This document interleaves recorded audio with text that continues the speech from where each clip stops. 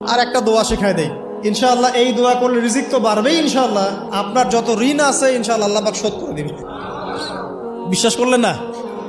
এই দোয়া শিখাই দিচ্ছি, এই জন্য আমাকে হাদিয়া দেওয়া দরকার, স্পেশালি আমাকে এখন হাদিয়া দেওয়া দরকার। এটা গুরুত্বপূর্ণ দোয়া শিখাই দিচ্ছি। আলী রাদিয়াল্লাহু আনহু বলেছেন, কোনো ব্যক্তির যদি পাহাড়ের সমানও ঋণ থাকে, এই দোয়া যদি আমল করে আল্লাহ পাক ওই ঋণও শোধ করে দিবেন ইনশাআল্লাহ।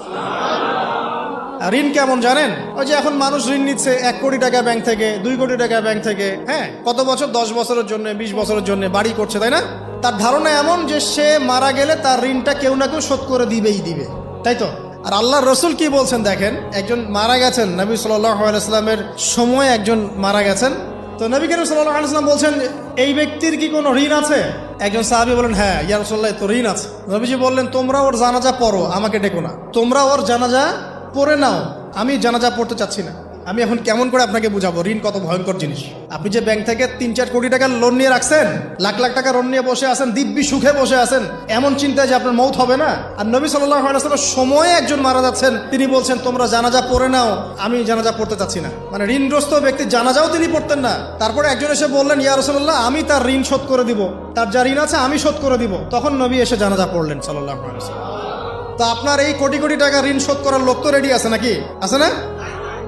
সমস্যা নেই, আপনার জানাজা পড়া হবে, আপনার মিলাদও হবে, আপনার একটা বড়সড় দোয়াও হবে ইনশাআল্লাহ। কিন্তু আল্লাহ পাক বলেছেন, শহীদ, আল্লাহর পথে যুদ্ধ করে শহীদ হয়েছে, এই ব্যক্তির আত্মাও ঝুলে থাকে যতক্ষণ পর্যন্ত না তার ঋণটা শোধ করা হয়।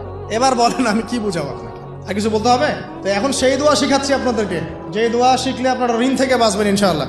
কত দিবেন বলেন? আচ্ছা, হ্যাঁ, এই তো, শুকরিয়া। দোয়া করবেন যেন আল্লাহ পাকের দিনটাকে আল্লাহর জমিনে প্রতিষ্ঠা করতে পারি। আমার সাথে বলেন, দোয়াটা হচ্ছে, আল্লাহুম্মা ইকফিনি বিহালালিকা আন হারামিকা ওয়া আগনিনি বিফদলিকা আম্মান সিওয়াকা। এই দোয়াটা ছোট না? এটা মুখস্থ করবেন, সেজদায় পড়বেন, নামাজের সেজদায় পড়বেন, আত্তাহিয়াতু দরুদ শেষ তারপরে পড়বেন, নামাজ শেষে হাত তুলে করবেন, যখন তখন শেষ রাতটা করবেন, ইনশাআল্লাহ দেখবেন আপনার ঋণ বলতে কিছু থাকবে না ইনশাআল্লাহ। যদি থাকেও, বড় কোনো ঋণ থাকেও, আল্লাহ পাক অন্য কোনো মাধ্যমে এটা শোধ করার ব্যবস্থা করে দিবেন ইনশাআল্লাহ।